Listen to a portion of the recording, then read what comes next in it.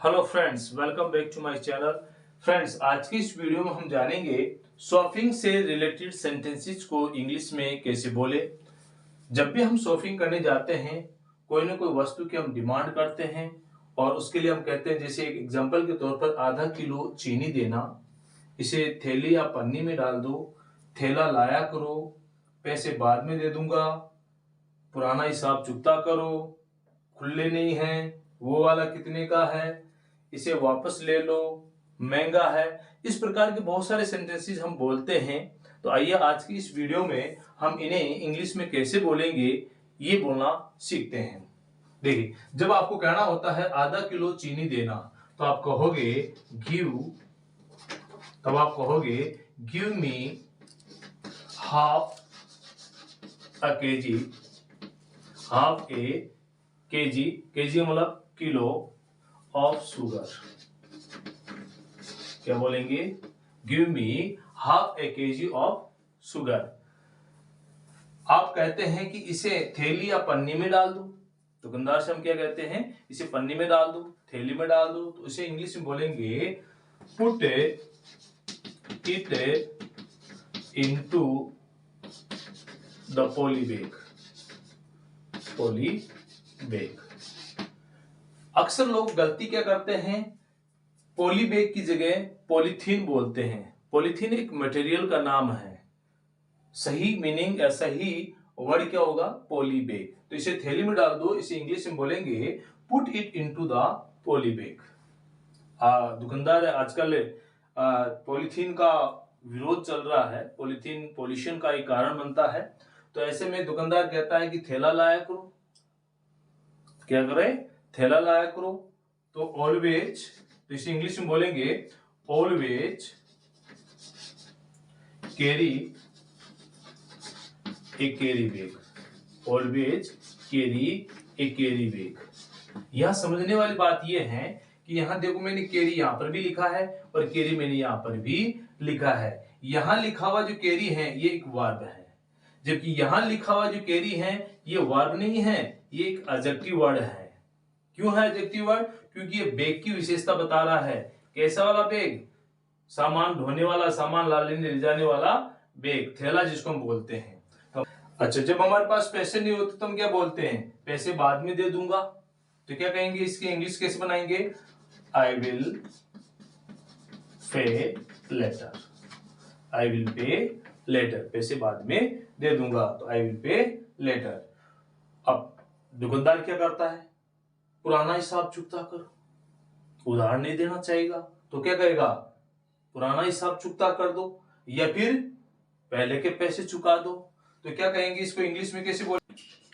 पे your dues, या हम बोलेंगे पे द ड्यूज।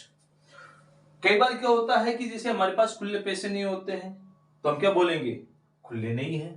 तो इसे हम कहेंगे नो चेंज। इसे इंग्लिश में कैसे बोलेंगे? नो चेंज, यानी खुले नहीं है। कई बार जैसे कोई गेट का खुला नहीं होना, अगर हमें बोलना होता है कि दरवाजा खुला नहीं है, खिड़की खुली नहीं है, तो उसके लिए भी हम बोलते हैं नॉट ओपन्ड। उसके लिए हम क्या बोलते हैं? Not open. The gate is not open. दरवाजा खुला नहीं है। लेकिन यहां खुले पैसे की जब बात आती है तो हम बोलेंगे नो चेंज। क्या बोलेंगे हम? No change. वो वाला कितने का है? अच्छा, दुकानदार के पास हम जब वस्तु लेने जाते हैं, कोई भी खरीदारी करने जाते हैं, तो हम अक्सर बोलते हैं कि वो वाला वस्तु या वो वाली चीज कितने की है।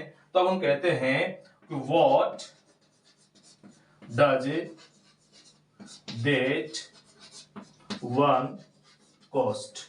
जिसे इंग्लिश में बोलते हैं what does that one cost. That one का मतलब होता है वो वाला, और कॉस्ट का मतलब उसकी कीमत, और what does that one cost. इस प्रकार से हम इंग्लिश में बोलते हैं।